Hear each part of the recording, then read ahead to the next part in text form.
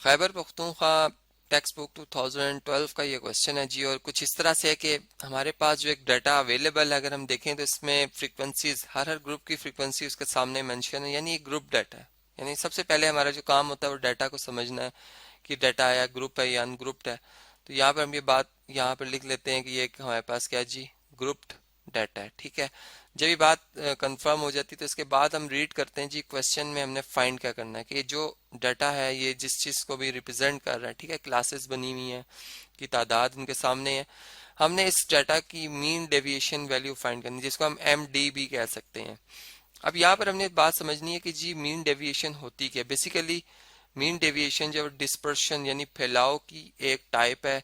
हमने एक और टाइप पढ़ी थी जी, वेरिएंस, जैसे हमने पढ़ा था स्टैंडर्ड डेविएशन को। ठीक है, ऐसे ही हमने रेंज को भी पढ़ा था। ये सारे डिस्पर्शन है, तो इसी में एक हमारे पास कैटेगरी बनती है मीन डेविएशन की।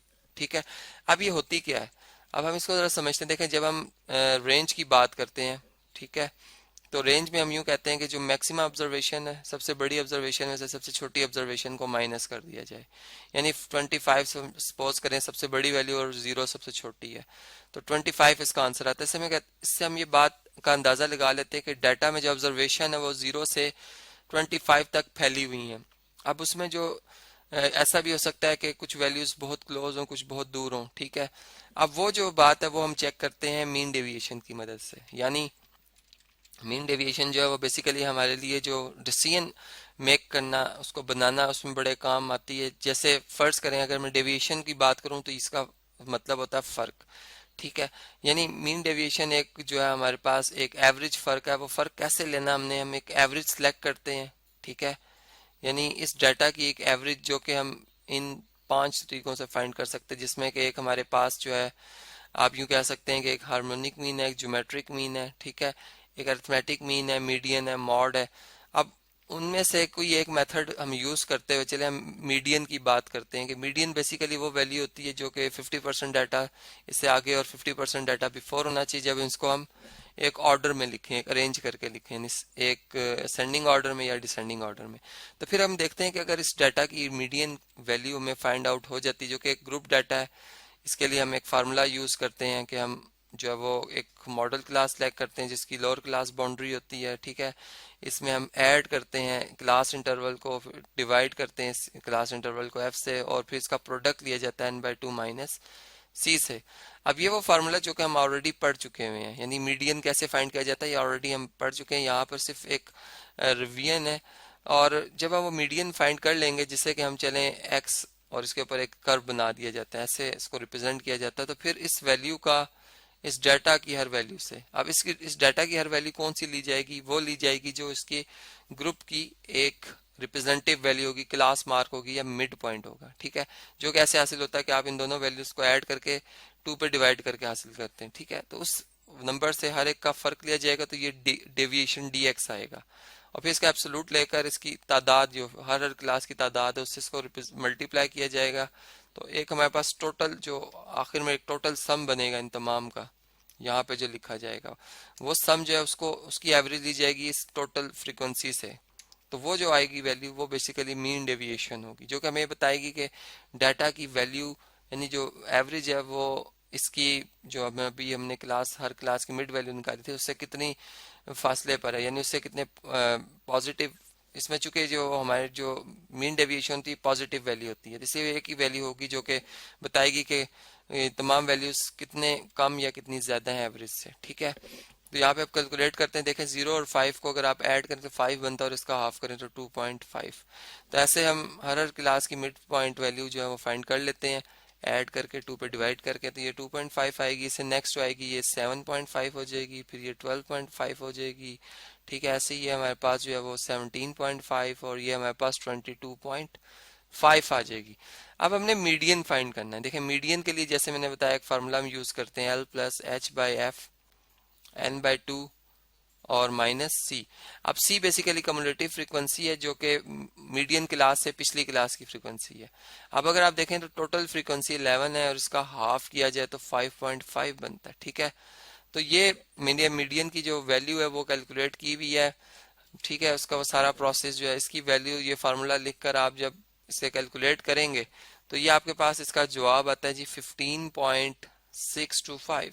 ठीक है, अब ये मीडियन वैल्यू है, हमने क्या करना है, इसके यूनिट वही होंगे जो डाटा के यूनिट होते हैं, बात हम जानते हैं। ठीक है, अगर ये केजी के हवाले से तो ये केजी वैल्यू होगी, एवरेज है ये।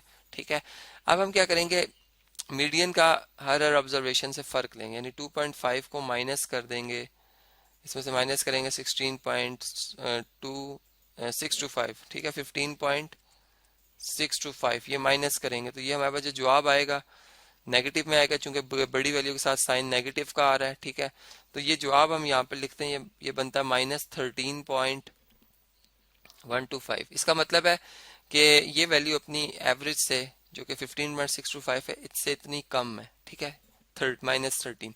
इसी तरह अगर ये -8 आ रहा है, इसका जवाब 125। ठीक है, यानी 7.5 में से अगर आप ये नंबर माइनस, इसी तरह 12.5 में से नंबर माइनस करें तो ये -3.125 आता है। ऐसे ही फिर अगर हम इन्हें माइनस करें 17.5 में से तो ये 1.875 आ जाता है जवाब। ठीक है, 8 जरा मैं प्रॉपर बनाता हूँ जी, 8 रीडेबल हो जाए, 875। तो और इसी तरह से 22.5 में से अगर माइनस करें तो ये आती है वैल्यू 6.875। ठीक है, अब देखें ये तो हर ग्रुप की अपनी एक डेविएशन है, फिर इसकी एब्सोल्यूट लिया जाएगा। यानी एब्सोल्यूट बेसिकली अगर मैं एक लाइन से रिप्रेजेंट करूं तो यूं होता है कि हम ये बात करते हैं कि ओरिजिन से बताएं वो कौन सा पॉइंट है या कौन सा नंबर जिसका फासला 3 है। तो अगर आप राइट साइड पे मूव करते हो तो +3 और लेफ्ट साइड पे मूव करते हो तो -3, दोनों का फासला बराबर बराबर है। लेकिन हम यहाँ पर यूं बात करते हैं कि ये हमारे पास जो एब्सोल्यूट है, ये जैसे हम कहते हैं कि x एब्सोल्यूट अगर 3 के इक्वल होता है, x किसके इक्वल होगा, तो हम x लिखते हैं +-3 के इक्वल होगा। यानी +3 का भी एब्सोल्यूट प्लस होता है और -3 का एब्सोल्यूट भी प्लस होता है। सिंपल एक डिस्टेंस होता है। ठीक है, डायरेक्शन को इग्नोर कर दिया जाता है इसमें। तो इधर भी यही बात है कि हम एब्सोल्यूट लेंगे हर नंबर का और फिर उसको इसकी तादाद से यानी फ्रीक्वेंसी से मल्टीप्लाई करेंगे तो ये बनता है 13.125। इसी तरह ये 1 से मल्टीप्लाई होगा प्लस साइन के साथ 8.125। ठीक है, ऐसे ये +3 हो जाएगा और ये जब इस 3 से मल्टीप्लाई होगा जो कि इसकी फ्रीक्वेंसी है ये 9.375। फिर इससे नेक्स्ट वैल्यू 7.5 यानी 1.875 को 4 से मल्टीप्लाई किया हमने। ठीक है, और सर लास्ट ये दो अगर इन दोनों को आपस में मल्टीप्लाई करें तो ये हमारा जवाब आता है जी 13 पॉइंट, इसका कलर थोड़ा सा प्रोमिनेंट करते हैं जी, 13.75। ठीक है, अब इन तमाम ऑब्जर्वेशन का हमने सम करना है। ये सिग्मा हमारे पास सम से आया जी, समेशन सम। ठीक है, टोटल किया तो अगर हम इनका टोटल करते हैं f.d x के एब्सोल्यूट का, ठीक है, तो ये इसका जवाब बनता है जी हमारे पास 51.875। ठीक है, जबकि हमने देखा कि कुल तादाद जो है तमाम फ्रीक्वेंसीज की यानी हर ग्रुप की वो हमने देखी थी 11 बन रही है। तो हमारे पास जो मीन डेविएशन होगी वैल्यू जो कि m.d से इसको रिप्रेजेंट किया जाता है, इनका मीन लिया जाएगा, सिग्मा f.dx के एब्सोल्यूट को डिवाइड किया जाएगा सिग्मा f से। तो ये हमारे पास 51.875 है, इसको आप 11 पर डिवाइड करें तो ये हमारा जवाब जो बनता है जी वो 4.72 बन जाता है। यानी हम यहाँ पे यूं बात कर सकते हैं कि हर ऑब्जर्वेशन जो है वो अपनी एवरेज से, जो कि यहाँ पर मीडियन से हमने फाइंड किया है, अपनी एवरेज से 4.72 का फर्क है उसका, यानी किसी से ज्यादा है किसी से कम है। तो इससे एक वन वर्ड में हमने इस बात को रिप्रेजेंट किया। तो ये था जी मीन डेविएशन जो कि हमने यहाँ पे कैलकुलेट किया और देखा कि कैसे मीडियन की मदद से इसको फाइंड किया जा सकता है।